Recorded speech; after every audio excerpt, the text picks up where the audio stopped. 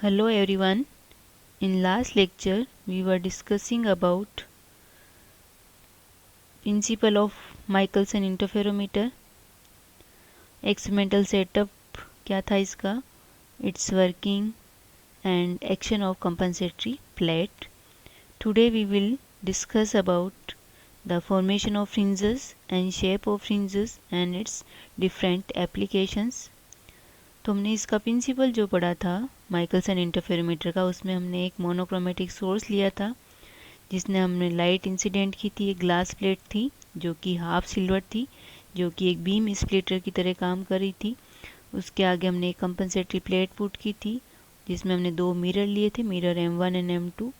इन पे light incident होके वापस रिफ्लेक्ट होके आती है और हमें इंटरफ्रेंस फिनोमिना अकर करवाने के लिए जो भी कंडीशन चाहिए वो हमें मिल जाती है और हमें इन दोनों वेव्स का सुपरपोजिशन से हमें इंटरफ्रेंस फिनोमिना मिलता है और हम टेलीस्कोप की हेल्प से इसको स्टडी करते हैं। ये इसका एक्सपेरिमेंटल सेटअप है।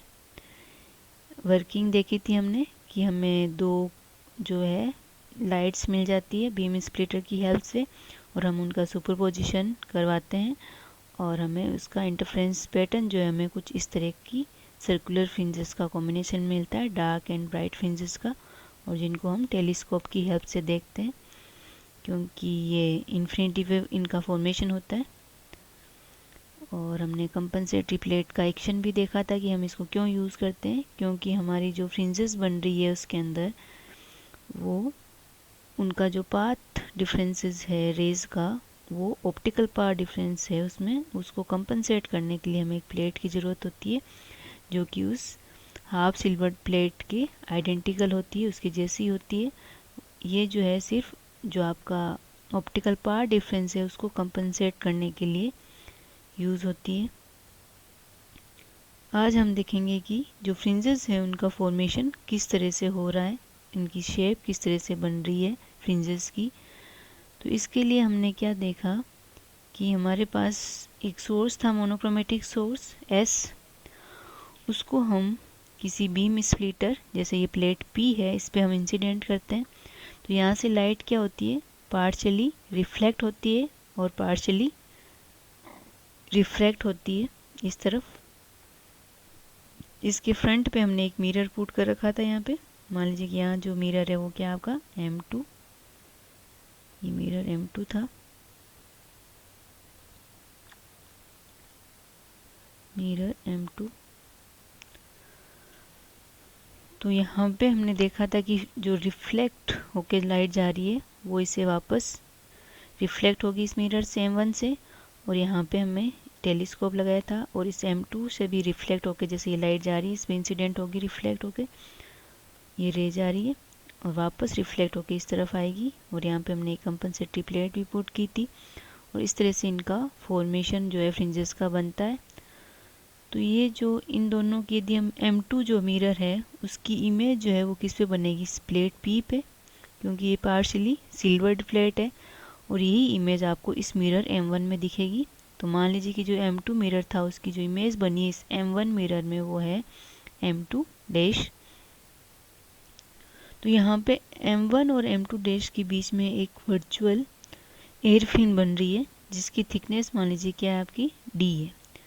तो ये जो इन दोनों मिरर का इंक्लाइनेशन है मिरर M1 और M2 का, या हम कह दें कि M1 और M2 डैश के बीच में जो एयर फिल्म बन रही है उसका जो फॉर्मेशन है उसी से हमें क्या मिल रही है, जो फ्रिंजेस है उसका पैटर्न मिलेगा। कि वो डिपेंड करेगा कि दोनों मिरर जो है M1 एंड M2 इन दोनों के बीच का इंक्लाइनेशन क्या है, या हम कह दें कि इसके बीच में जो एयर फिल्म बन रही है उस पे जो है डिपेंड करेगी कि उसकी शेप जो है वो फ्रिंजेस की वो कैसी होगी, सर्कुलर होगी, पैराबोलिक होगी या पैरेलल होगी, किस तरह की जो फ्रिंजेस है वो हमें इसमें दिखाई देती है। तो अब हम क्या करते हैं कि मान लीजिए कि जो मिरर है M1 और M2 एग्जैक्टली क्या है, परपेंडिकुलर है। हमने माना है कि जो मिरर M1 है वो है perpendicular to mirror M2।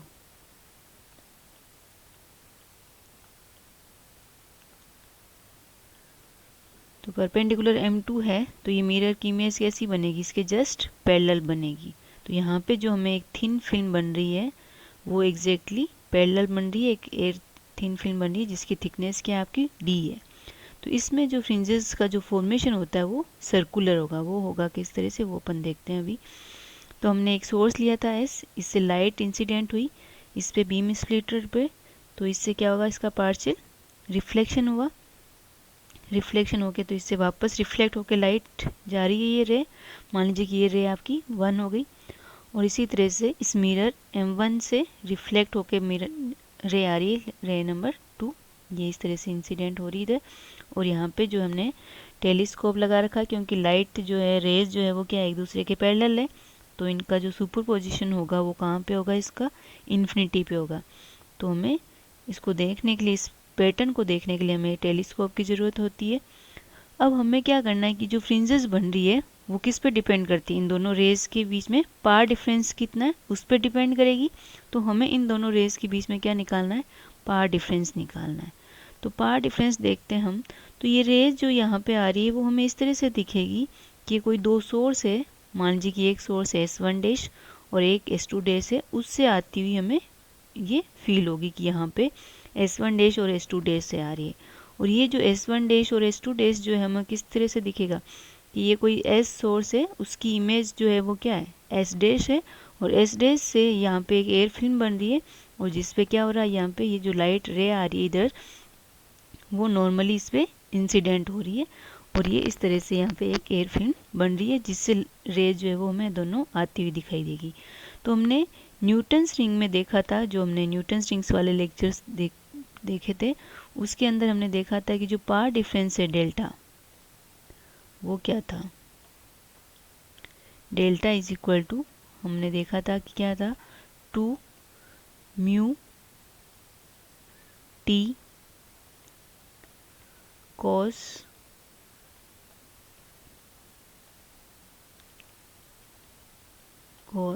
Theta plus R. क्या था, कॉस थीटा प्लस आर, ये था पार डिफरेंस।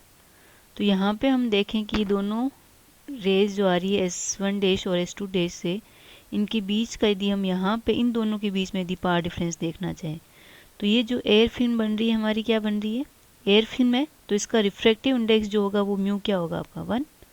तो एयर फिल्म का रिफ्रैक्टिव इंडेक्स जो होता है आपको पता है, वो होता है आपका 1। तो पार डिफरेंस देखे तो 2 म्यू इज़ 1, 2 1 इंटू टी। तो टी आपका क्या है, यहाँ पे डी लिया हमने, यदि थिकनेस जो हम इस एयर फिल्म की क्या ले लें, डी ले लें। कॉस थीटा प्लस आर, तो कोस आपका क्या है, कोस वेज शेप्ड नहीं है, यहाँ पे कैसी फिल्म बन रही है आपकी, पैरेलल है दोनों एक दूसरे के, तो एंगल थीटा जो है, वेज एंगल जो था वो क्या हो जाएगा 0। और यहाँ पे नॉर्मल इंसिडेंसी हो रही है लाइट की, तो जो आर है वो भी क्या हो जाएगा 0। तो हमारे पास डेल्टा जो आया वो कितना आ गया, वैसे तो 2D आ गया। इन रेज की बात करें हम S1 डैश और S2 डैश के बीच में। अब यहाँ पे हमें क्या देखना है कि इन दोनों रेज के बीच का पार डिफरेंस निकालना है। तो मान लीजिए कि ये पॉइंट हमने मान लिया A है, कोई पॉइंट A ले लिया, this point is B, and ये पॉइंट जो हमने इन दोनों रेज के बीच का पार डिफरेंस निकालना है, तो हमने ये नॉर्मल ड्रॉ किया है, इस पर क्या किया है, नॉर्मल ड्रॉ किया है। ये मान लीजिए पॉइंट क्या है, C। तो इन दोनों के बीच में एग्जैक्ट जो पार डिफरेंस होगा वो क्या होगा, BC। तो BC हम फाइंड आउट करना चाहें, BC, तुम्हारे पास AB जो आया है, इन दोनों रेज का ओरिजिन जो है वो डिस्टेंस कितनी आ गई है आपके पास, 2D। तो ये हमें निकालना BC। तो यहाँ पे अपन कोस थीटा लगाएं यहाँ पे। तो कोस थीटा आपको पता है क्या होता है, cos theta base upon hypotenuse. तो बेस कितना BC, ये हमें पता नहीं है, और हाइपोटेन्यूस कितना है इसका, AB। एंगल थीटा ये 90 डिग्री, तो 90 डिग्री के एंगल के जस्ट ऑपोजिट जो साइड होती है वो क्या है आपकी 2D। तो आपके पास ये हो गया 2 डी।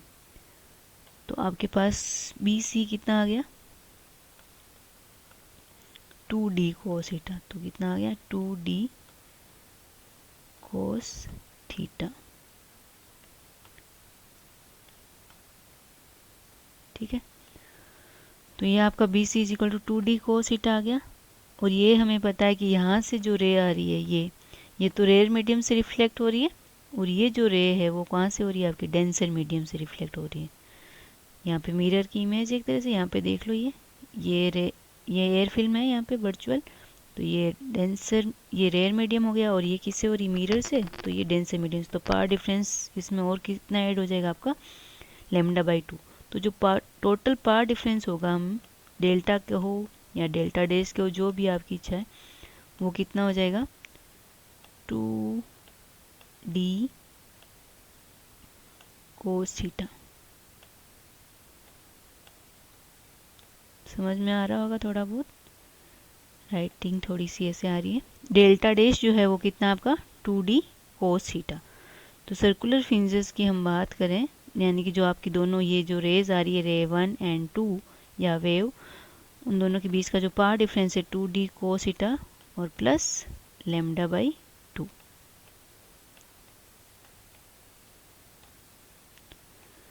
तो ये आप देख रहे हो यहाँ पे 2d कोस थीटा प्लस λ/2, इसको हम बोलते हैं effective power difference between rays. तो delta is equal to 2d cos theta plus λ/2। तो अब यदि हम ये पावर डिफरेंस आ गया, अब हमें देखना है कि जो फ्रिंजेस बन रही हैं वो किस तरह की बन रही है, ब्राइट है या डार्क। तो सबसे पहले देखते हैं कि यदि जो पावर डिफरेंस है वो इवन मल्टीपल ऑफ λ/2 हो, यानी कि 2n टाइम्स ऑफ λ/2, तो कितना हो जाएगा n लैम्डा। तो 2d cos theta plus λ/2 is equal to n lambda. Then 2d cos theta is equal to क्या हो जाएगा आपका n माइनस हाफ लैम्डा। तो ये जो कंडीशन है वो किसके लिए है, कैसा इंटरफ्रेंस होगा, कंस्ट्रक्टिव इंटरफ्रेंस होगा, और फ्रिंजेस जो बनेगी वो कैसी होगी, ब्राइट फ्रिंजेस। और जो same condition will be at all points on the circle of the inclination theta, and so bright fringes will appear circular if the path जो डिफरेंस है वो क्या हो आपका ओड मल्टीपल ऑफ λ/2 हो। यानी कि ओड मल्टीपल का कैसे मतलब है 2n, ओड मल्टीपल होगा ना 2n प्लस 1, n कोई आपका भी इंटीजर नंबर है जैसे 1 2 3, तो ये आपका ओड नंबर ही आएगा। देखो इसमें जैसे मैंने n बराबर 1 पुट किया, तो n 1 पुट किया तो कितना हो जाएगा 2 प्लस 1 3 3 λ/2, तो ओड मल्टीपल ऑफ λ/2 हो गया।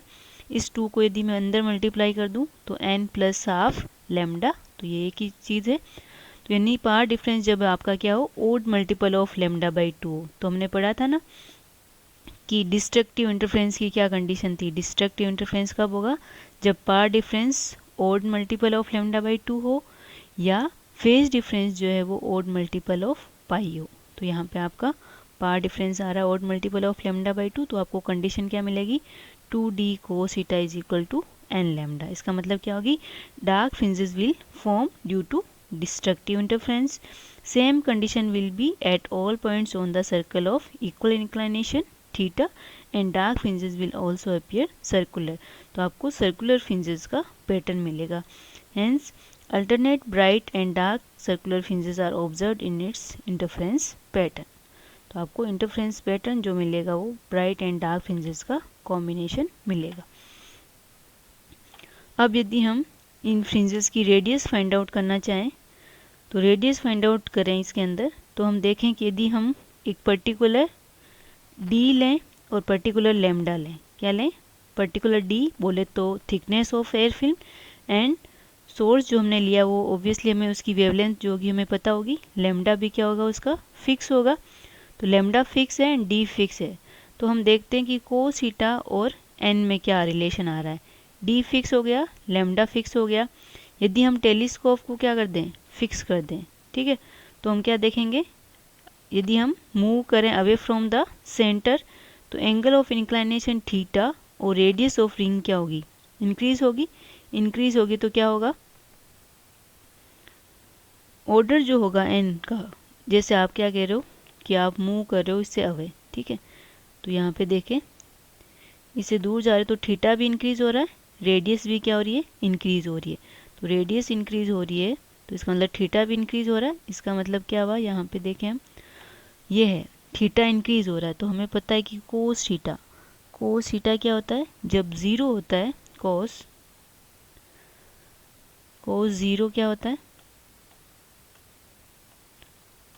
कोस ज़ीरो, सॉरी, कोस 0 डिग्री 1 होता है।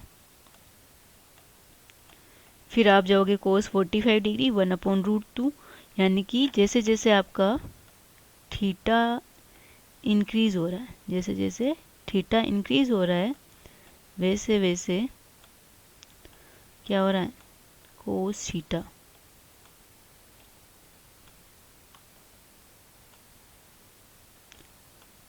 थीटा जो है डिक्रीज हो रहा है, यही है। यानी कि थीटा इंक्रीज हो रहा है तो कोस थीटा डिक्रीज हो रहा है, ये डिक्रीज हो रहा है तो एन भी क्या होना चाहिए आपका, डिक्रीज होना चाहिए। इसका मतलब क्या हुआ कि जब कोस 0 है तब ये वैल्यू क्या है, आपकी हाईएस्ट है, एन हाईएस्ट होगा, यानी कि जो सेंटर वाली फ्रिंज होगी वो क्या होगी, हाईएस्ट ऑर्डर की होगी, क्या होगी, हाईएस्ट ऑर्डर की। जबकि न्यूटन्स रिंग में अपन क्या देखते थे कि सेंटर वाली फ्रिंज क्या होगी, 0th ऑर्डर की होगी, लोवेस्ट ऑर्डर होगी। और इसमें जो है माइकलसन इंटरफेरोमीटर में क्या होगा, इस कोस थीटा की वजह से क्या हो रहा है कि जो सेंटर वाली फ्रिंज होगी वो क्या होगी, हाईएस्ट ऑर्डर की होगी, क्योंकि कोस 0 जो होता है वो क्या होता है आपका 1, उसकी मैक्सिमम वैल्यू क्या होती है, 1 होती है। और जैसे जैसे थीटा बढ़ेगा वैसे वैसे कोस थीटा की वैल्यू कम होगी, तो ये वैल्यू कम होगी तो ये भी क्या होना चाहिए, कम होना चाहिए। तो जो सेंटर फ्रिंज होगी वो हाईएस्ट ऑर्डर की होगी। इसका मतलब यदि सेंटर फ्रिंज को कंसीडर करें और मान लीजिए कि जो सेंटर फ्रिंज है उसका ऑर्डर क्या है, एन है, और सेंटर डार्क फ्रिंज मान रहे हैं, हम क्या मान रहे हैं, डार्क फ्रिंज मान रहे, तो थीटा इज इक्वल टू क्या मान रहे, सेंटर पे मान रहे, तो सेंटर पे थीटा इज इक्वल टू क्या होगा, 0। तो आपकी जो ये इक्वेशन है 2d cos theta is equal to N lambda, तो ये क्या हो जाएगी 2d थीटा, सेंटर पे 0 है तो कोस 0 1 हो गया, तो 2d इज इक्वल टू क्या हो गया अपना एन लैम्डा, डार्क फ्रिंजेस के लिए कर रहे हैं। तो 2d इज इक्वल टू क्या हो गया आपका एन लैम्डा।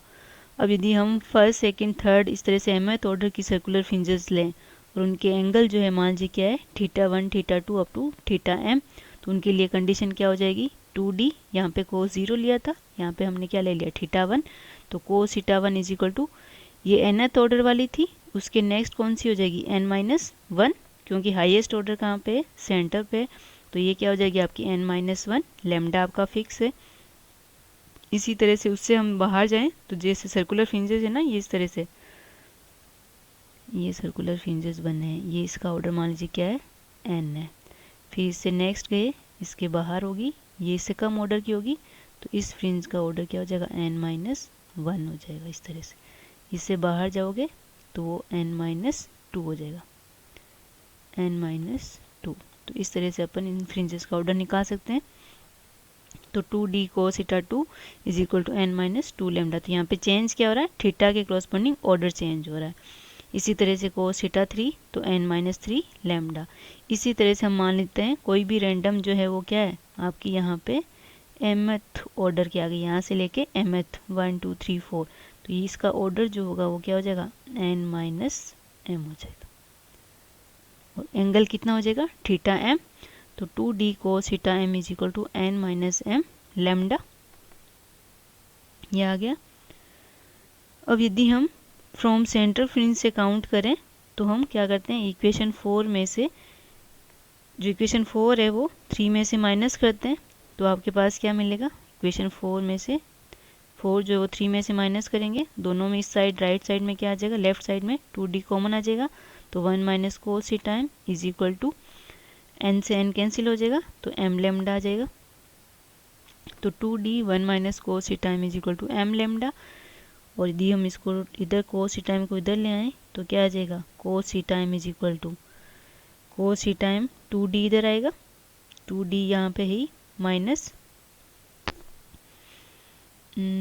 2d आ गया, तो cos theta m is equal to क्या आ जाएगा, ये इधर ट्रांसफर कर दो सीधे m lambda divided by 2d, तो ये क्या आ जाएगा कोस थीटा m इधर आ गया तो 1 minus m lambda upon 2d, ये cos थीटा m की वैल्यू आ गई। ठीक है, हमें क्या फाइंड आउट करनी है, इसकी रेडियस फाइंड आउट करनी है। तो इसकी ज्योमेट्री से यदि हम देखें, यहाँ पे हम देख रहे हैं ये, तो यहाँ पे हम देख रहे हैं कि ये इसका सेंटर है फ्रिंजेस का, ओ है पॉइंट, इसकी हम mth ऑर्डर की कोई भी फ्रिंज ले रहे हैं जिसके लिए एंगल मान लीजिए क्या है, थीटा m, यहाँ पे n लिखा है, ये मान लीजिए क्या है, m है, और ये भी क्या है, m।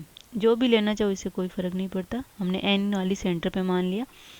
तो कोस थीटा m, यहाँ से ज्योमेट्री से देख रहे हो कितना एंगल होगा, कोस थीटा m।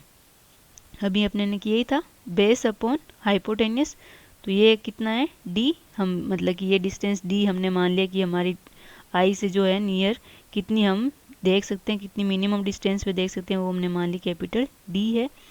तो क्या हो जाएगा, d अपॉन ये कितना है, हो जाएगा आर एम, पाइथागोरस थ्योरम से हो जाएगा, तो root of R M square plus D square, तो d upon root of R M square plus D square. Cos theta m is equal to क्या होगा, जैसे ये पॉइंट T है, ये O है, ये पॉइंट मान लीजिए क्या है, A है, तो आपका जो कोस थीटा m जो हुआ ना, कितनी वैल्यू हो गई,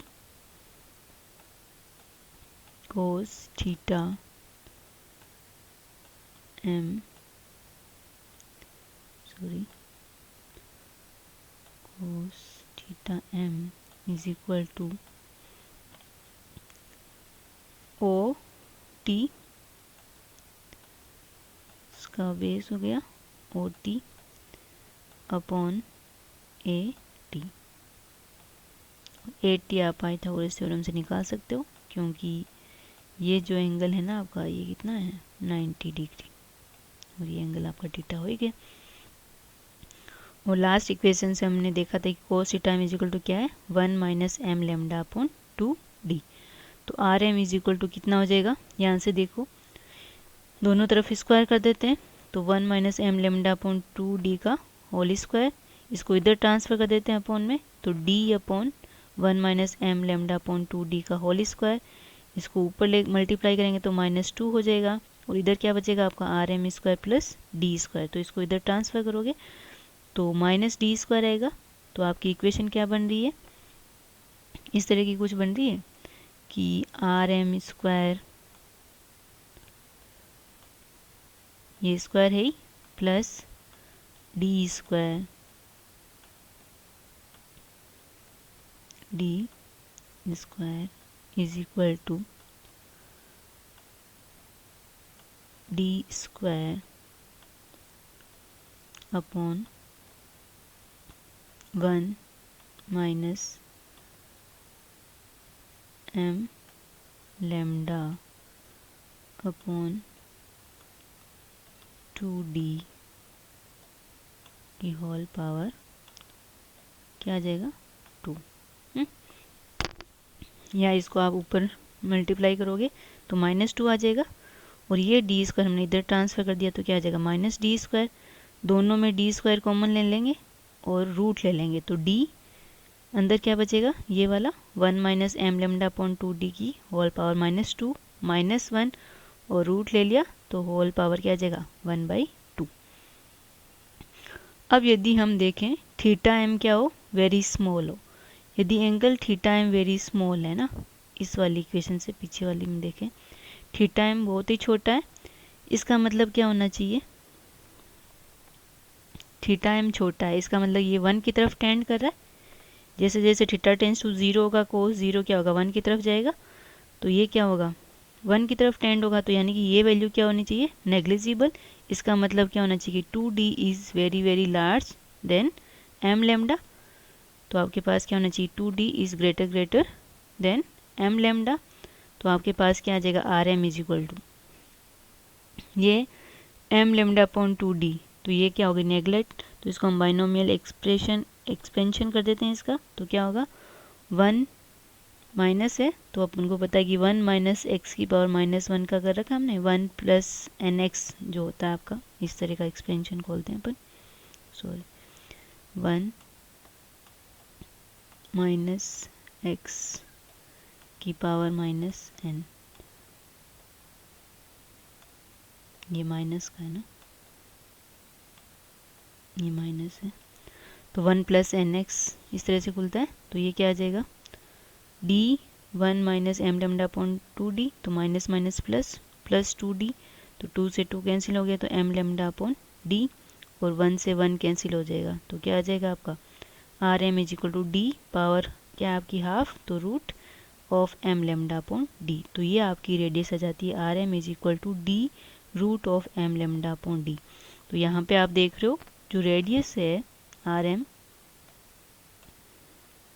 वो क्या आ रही है आपकी, डायरेक्टली प्रोपोर्शनल आ रही है रूट ऑफ इंटीजर नंबर, यानी इंटीजर नंबर m, और इनवर्सली प्रोपोर्शनल है root of thickness of imaginary air film, जो है उसकी थिकनेस हमने मानी थी कितनी थी, d, उस रूट के इनवर्सली प्रोपोर्शनल आ रही है। तो ये हमें एक रिलेशन मिल गया radius and order of fringes. Lambda में भी आ गया कि रूट ऑफ लैम्डा के डायरेक्टली प्रोपोर्शनल है और उसकी थिकनेस के रूट के क्या है, इनवर्सली प्रोपोर्शनल है। तो इससे हम रिजल्ट्स देखें तो क्या क्या मिल रहा है हमें, the circular fringes are observed at infinity because they are form due to 2 parallel interfering rays, ये हमने देखा था अभी। Since circular fringes formed at the same inclination at the telescope, therefore these circular fringes are called fringes of equal inclination। ठीक है, तो particular एक theta पे हमें मिल रही थी, तो इसलिए हम इनको क्या बोलते हैं, इक्वल इंक्लाइनेशन की जो फ्रिंजेस बनती है। और यहाँ हम देखें कि यदि when d is large the radius of fringes will be small. अभी हमने देखा था कि जो रेडियस है वो inversely proportional to root of d है, and when d is small the radius of fringes will be large। और जब d 0 हो जाता है तो जो आपका पैटर्न है पूरा ही कैसा हो जाएगा, डिसअपियर हो जाएगा, becomes dark। अब हम बात करें लोकलाइज्ड फ्रिंजेस की, तो लोकलाइज्ड फ्रिंजेस में क्या है कि when the mirror m1 and m2 are not perpendicular to each other then the mirror m1 and the image m2 dash of the mirror m2 made by plate p will not be parallel and hence space between them forms a wedge-shaped air film। Consequently, equally spaced localized curved fringes are formed whose shape depends on the position of mirror M1 and the image M2 dash। Michelson interferometer is adjusted for circular fringes with the help of these fringes। तो next lecture जो है उसमें हम discuss करेंगे कि different application of Michelson interferometer क्या है, कि हम कोई भी मोनोक्रोमेटिक सोर्स है उसकी वेवलेंथ कैसे फाइंड आउट कर सकते हैं, किसी थिन फिल्म की जो लिक्विड या गैसेस है उनका रिफ्रैक्टिव इंडेक्स कैसे फाइंड आउट कर सकते हैं, और इस पे बेस्ड कुछ एग्जाम्पल भी हम डिस्कस करेंगे।